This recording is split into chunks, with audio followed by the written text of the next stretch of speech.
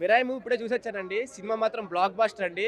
ఆ screen play, ఆ direction, visuals, ఆ విఎఫ్ఎక్స్, ఆ బ్యాక్గ్రౌండ్ మ్యూజిక్ మాత్రం చాలా బాగుంది. కార్తిక్ ఘట్టమనేని గారు ఇంత తక్కువ బడ్జెట్లో అంత మంచి సినిమా తీస్తారని ఎవరు అనుకోరండి.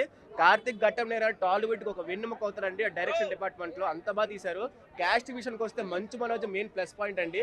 మంచు మనోజ్ యాక్టింగ్ విషయం చాలా పీక్స్ లెవెల్ ఉంది. ట్రాన్స్ఫర్మేషన్ కానీ బాడీ యాక్టింగ్ స్కిల్స్ కూడా చాలా పెంచుకున్నారు. హీరో కన్నా ఇంకా ఎన్నో రెట్లు బాగా యాక్ట్ చేశారు. తేజ సర్దా కూడా అలాగే బాగా చేశారు. తేజ సర్దా విషయం మీకు తెలిసిందే. హనుమాన్ సినిమాతో ఒక మెట్ ఎక్కారు. ఈ సినిమాతో ఇంకా మెంటల్ స్క్రిప్ట్ సెలెక్షన్ మాత్రం చాలా బాగుంది. ఈ సినిమా మెయిన్ వీళ్ళ కింద చాలా బాగుందండి. వీళ్ళ కింద చాలా ఇంకో జగత్ బాబు అనుకోవచ్చండి. విఎఫ్ఎక్స్ ఏ లోపం లేదండి, చాలా బాగుంది. అంత తక్కువ బడ్జెట్ అంత మంచి విఎఫ్ఎక్స్ ఎవరు చేస్తారండి? వైబ్ ఉన్న బేబీ లేదండి, అది కొంచెం లైట్ డిసప్పాయింటెడ్. కానీ సినిమాలోకి వెళ్ళేసరికి సినిమాలో మెయిన్ ఇంట్రెస్ట్ మైథాలజీ అండి. ఆ 9 గ్రంథాలు దక్కకుండా, ఆ విలన్కి, ఆ శత్రువుకి దక్కకుండా మిరాయి మన దేవుడు ఒక యోధుని నిలుచుకుంటాడు. అదే సినిమా మిరాయి. ఈ సినిమా మెయిన్ కాన్సెప్ట్ మైథాలజీ అండి. ఆ 9 గ్రంథాలు దక్కకుండా దేవుడు అనేవాడు ఒక నించుకుంటాడు. అతని పేరే మిరాయి, ఒక యోధుడు. అది దక్కుతుందా లేదా అని మన సినిమా లాస్ట్ వరకు చూడాలి. లాస్ట్ ఈ మెయిన్ ప్లస్ పాయింట్స్ అంటే ఇంటర్వెల్ బ్లాక్ ఒకటి, క్లైమాక్స్ సీన్ అండి. క్లైమాక్స్ గూస్ బంప్స్ అండి. రామరత్న వస్తారు అతను కాపాడడానికి హీరోని. అది మీరు అందరూ చూడాల్సిన సీనే. అది పైరసీ ఎవరు యాక్సెప్ట్ చేయకండి, థియేటర్లో చూడాలి మూవీ.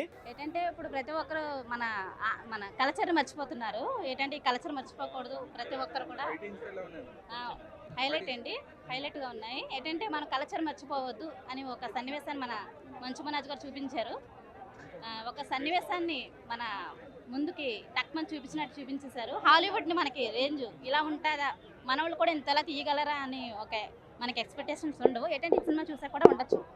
ఒకప్పుడు మంచు మోహన్ బాబు గారు విలన్ గా చేశారు, ఇప్పుడు మంచు మనోజ్ గారు చేశారు. అంటే తండ్రిని మించిన తనయులు ఉంటారు కదా, అది మనకి కళ్ళ కట్టిన అవే కదండి. అవబట్టకైతే ఎంతోమంది మనం నించుని ఉన్నాం కదా.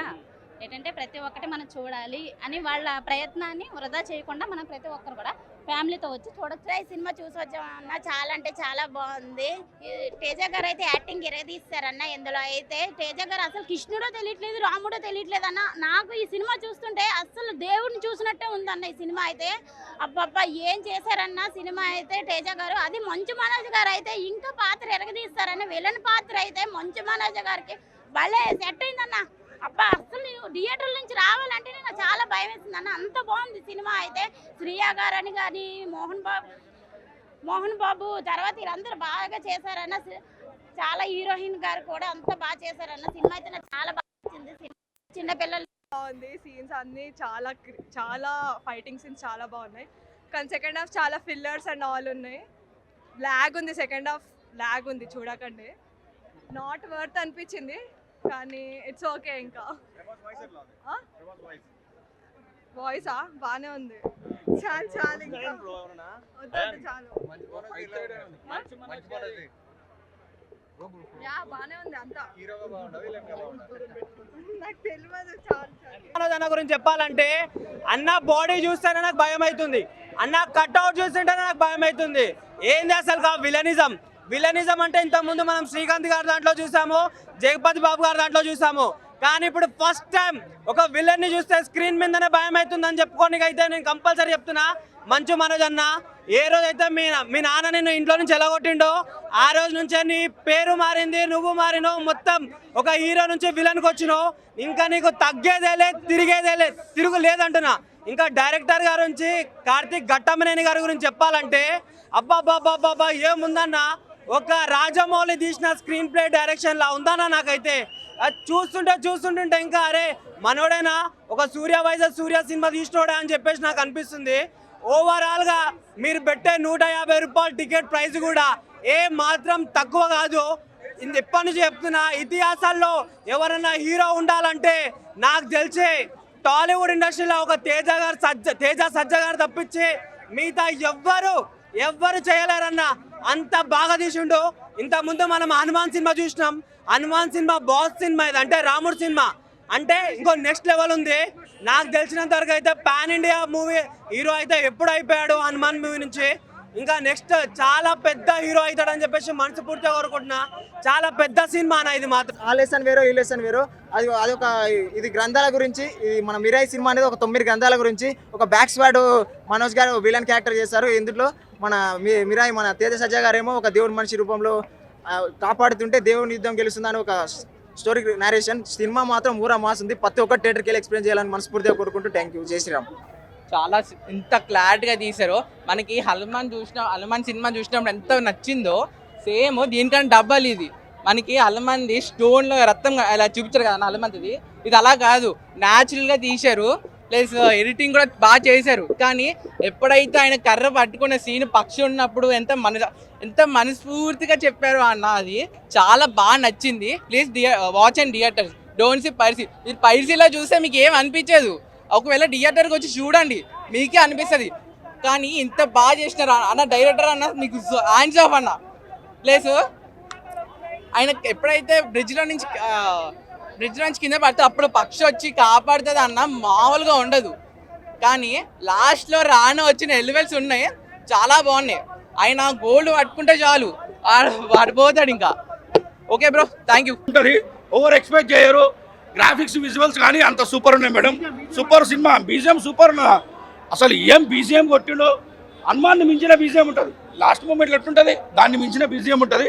సినిమా మాత్రము అదో నెక్స్ట్ లెవెల్ చూపించారు. కార్తిక్ ఘట్టమనేని జగపతి బాబు గారి యాక్టింగ్, ఆయనకు ఉన్న క్యారెక్టర్ ఆయన న్యాయం చేశాడు మేడం. జబర్దస్త్ ఉంటుంది ఆయనది కూడా. మన క్లైమాక్స్లో వేరే లెవెల్లో ఉంది క్యారెక్టర్. రాములు వారి క్యారెక్టర్ కూడా పార్ట్ 2కి ఉందని నేను అనుకుంటున్నాను, ఎక్స్పెక్ట్. ఎందుకంటే బాణం వేసే షాట్ చూపెట్టారు, కానీ మనోజ్ అన్నని చంపిన హీరో వచ్చాడు. హీరో అంటేనే మన రాములు వారు చూపెడతారు ఒకసారి బ్యాక్గ్రౌండ్ బ్యాక్ సైడ్. 500 కోర్స్ పక్కా వస్తాయి భయ్యా. సూపర్ ఉంది మూవీ అయితే.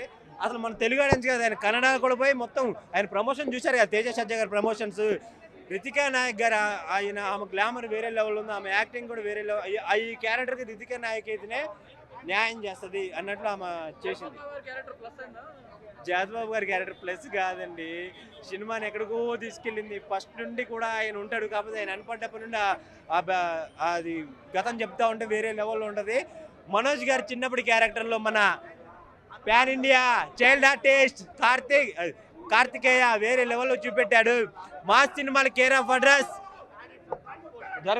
మాస్ సినిమాలకి care of address Gopichand Malineni ఎంత మంచి సినిమా ఇచ్చామే ప్రేక్షకులకి. కార్తిక్ ఘట్టమనేని అన్నట్లు మన డైరెక్షన్ డిపార్ట్మెంట్ కూడా వేరే లెవెల్లో చూపెట్టాడు. మాత్రం ఊరా మాస్ ఉంది బ్రో. నా ఫ్రెండ్ పేరు అనోజ్, సినిమాలో ఉన్నాడు విలన్ క్యారెక్టర్ మనోజ్. మనకు నచ్చిన క్రికెటర్ హార్దిక ఈ సినిమాలో ఉంది. హీరోయిన్ రితిక సూపర్ ఉంది బ్రో. సినిమా మాత్రం ఫస్ట్ హాఫ్ నుంచి సెకండ్ హాఫ్ ఎలివేషన్స్ మాత్రం మామూలుగా లేవు బ్రో. ప్రతి ఒక్క థియేటర్కి ఎక్స్ప్రెస్ సినిమా బ్రో. థియేటర్లో సినిమా అయిపోయిన తర్వాత కొడతారు. బాజా ఈ సినిమాలో ఉన్నాడు హీరో తేజ. సినిమా మాత్రం ఊరా మాస్ ఉంది బ్రో. ప్రతి ఒక్క థియేటర్కి ఎక్స్ప్రెస్ చేయాలి. మనోజ్ గారు కానివ్వండి, శ్రేయ గారు కానివ్వండి, అపాయం ఉందంటే అంబిక క్యారెక్టర్లో శ్రేయ గారి క్యారెక్టర్ కానివ్వండి, మన తేజ గారి క్యారెక్టర్ కానివ్వండి, మన జగపతి గారి క్యారెక్టర్ కానివ్వండి, గెటప్ సింగ్ గారి క్యారెక్టర్ కానివ్వండి, ప్రతి ఒక్కరి క్యారెక్టర్ ఇరగదీశారని చెప్పొచ్చు. కార్తిక్ ఘట్టమనేని డైరెక్షన్ మాత్రం ఊరా మాస్ అని చెప్పుకోవచ్చు. మన తేజ సజ్జా గారు మళ్ళీ కంబ్యాక్ ఇచ్చారని చెప్పుకోవచ్చు. అంటే ఆల్రెడీ కంబ్యాక్ ఉన్నాడు హనుమాన్తో, దీంతో మళ్ళీ దానికి రెట్టింపు కంబ్యాక్ ఇచ్చారని చెప్పుకోవచ్చు. ఏం ఎలివేషన్స్ ఏం మనోజ్కి ఎంత ఉన్నాయో, హీరో విలన్ క్యారెక్టర్కి ఎంత ఉన్నాయో బ్యాక్వర్డ్ సిస్టంలో హీరో గారికి 5 ఎలివేషన్స్ అంత ఇచ్చాడు. బ్యాక్గ్రౌండ్ కానీ క్లైమాక్స్ చూడకపోతే మన తెలుగు సనాతన ధర్మం, మన ఒక శ్రీరాముని భక్తుగా కానీ ఒక మన హిందూ ప్రతి ఒక్కరు చిరాల్సిన సినిమా బ్రో. ఎందుకంటే ఒక 9 గ్రంథాలని ఒక దేవుడి మనిషి ఒక బ్యాక్వర్డ్ అదే చాతవాడి చేసే ఇద్దరి మధ్య యుద్ధం ఇలా జరిగితే ఎలా ఉంటుంది సంభాషణ, ఒక స్టోరీ నేరేషన్ బాగా తీస్తాడు సినిమా అని చెప్పుకోవచ్చు. ప్రతి ఒక్క ట్రేడ్కి వెళ్ళి ఎక్స్ప్లెయిన్ చేయాలని మనస్ఫూర్తిగా కొట్టుకుంటూ జై శ్రీరామ్. అందరికీ హాయ్ ఫ్రెండ్స్, ఇప్పుడే చూశాను మిరాయి. అందరికీ హాయ్ ఫ్రెండ్స్, ఇప్పుడే చూశాను మిరాయి. ఇలాంటి సినిమా నేను చూస్తా అనుకోలేదు. అబ్బా అబ్బా అబ్బా అబ్బా ఏం సినిమా తీశారన్న కార్తిక్ అన్న, ఇంత మంచి సినిమా మా కోసం. అబ్బా ఏమి అబ్బా, నాకే చెప్తున్నా కదా, ఈ సినిమా చూస్తుంటే అసలు ఎక్కడ కూడా బోర్ లేదు. ప్రతి ఒక్క సీన్ టు సీన్ ఏమి వాడకమయ్యా, ప్రతి ఒక్కరిని చెప్తున్నా కదా, దేవుళ్ళు కనిపించారు కళ్ళ ముంగల. శ్రీరాముడు ఎంట్రీ, ఆ ఫైట్స్, ఆ మంత్రాలు, 9 గ్రంథాలు అంటే ఏంటి మీరు చూడాలి. ప్రతి ఒక్క పిల్లలు, ప్రతి ఒక్క ఫ్యామిలీ, ప్రతి ఒక్కరు చూడదగ్గ సినిమా అంటే మిరాయి సినిమా. ఈ సినిమా చెప్తున్నా 10,000 కోట్లు అయితే పక్కా వస్తుంది. ఒకప్పుడు హనుమాన్ సినిమా ఎలా హిట్ అయిందో దానికి 10 hit.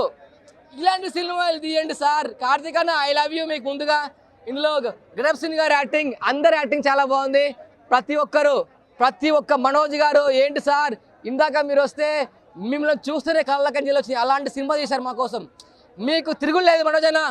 తేజకు pan India star, goose bumps ఇలాంటి సినిమాలు ఆ స్టైల్ అబ్బా అబ్బా. మీ తేజ అన్న నేను చెప్పడానికి మాటలు రావట్లేదు. ఇంత మంచి సినిమా మా కోసం ఇచ్చారు. Thank you so much. ఇలాంటి సినిమాలు మళ్ళీ మళ్ళీ రావాలి. మా ఆడియన్స్కి ప్రతి ఒక్కరు థియేటర్కి వచ్చి చూడాలి. ఈ సినిమా మాత్రం థియేటర్లో చూస్తే మాత్రం అయితే చెమటలు పడిపోతాయి.